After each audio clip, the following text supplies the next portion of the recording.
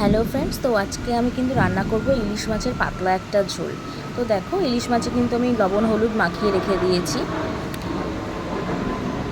এবার কিন্তু কড়াইতে তেল গরম করে আমি কিন্তু মাছগুলোকে ভাজতে বসিয়ে দিয়েছি। মাছগুলোকে জাস্ট আমি এপিট ওপিট করে ভেজে নেব, খুব কড়া করে কিন্তু ভাজবো না। এই যে দেখো, তোমরা টেক্সচারটা দেখলেই বুঝতে পারছো আমি কিন্তু কড়া করে ভাজিনি, জাস্ট এপিট ওপিট করে ভেজে তুলে রেখে দিয়েছি। তাতে ঝোলের টেস্টটা খুব ভালোবাসে। তো এবার ওই মাছ ভাজার তেলেই আমি কিন্তু কালো জিরে ফোড়ন দিয়ে নেব। ফোড়নটা মোটামুটি হয়ে গেছে।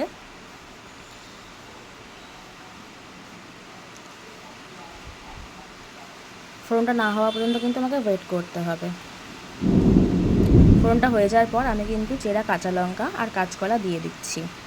তোমরা চাইলে এর মধ্যে বেগুন বা আলুও অ্যাড করতে পারো। আমার কাছে কিছু ছিল না, সেই জন্য আমি শুধু কাঁচকলা দিয়েই করেছি।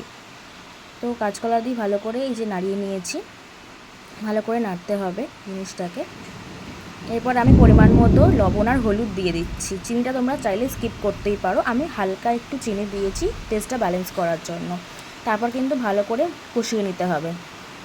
তোমরা কিন্তু কালারটা দেখলেই বুঝতে পারবে যে কষানো হয়েছে কি হয়নি। তো দেখো, কালারটা চলে এসেছে, দেখেই বোঝা যাচ্ছে যে কষানো কিন্তু অলমোস্ট রেডি। তো এবার আমি আগে থেকে একটু গরম জল করে রেখেছিলাম, উষ্ণ গরম জল, সেটা কিন্তু আমি এর মধ্যে দিয়ে দিয়েছি। তোমরা চাইলে হালকা গরম জলই দিও, কিন্তু ঠান্ডা জল কিন্তু দিও না। তো ঝোলটা ফুটে গেছে, তার মধ্যে আমি কিন্তু মাছগুলোকে দিয়ে দিয়েছি। মাছগুলো দিয়ে দেওয়ার পরে আমি কিন্তু ঢেকে দেবো। এবার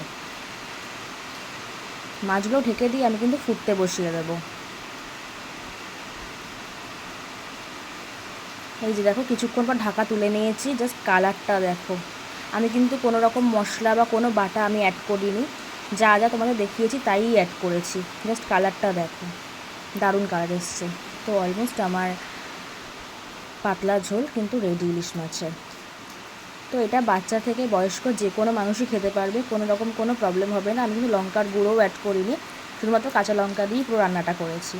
তো রেডি আজকে আমার ইলিশ মাছের পাতলা ঝোল। বাই।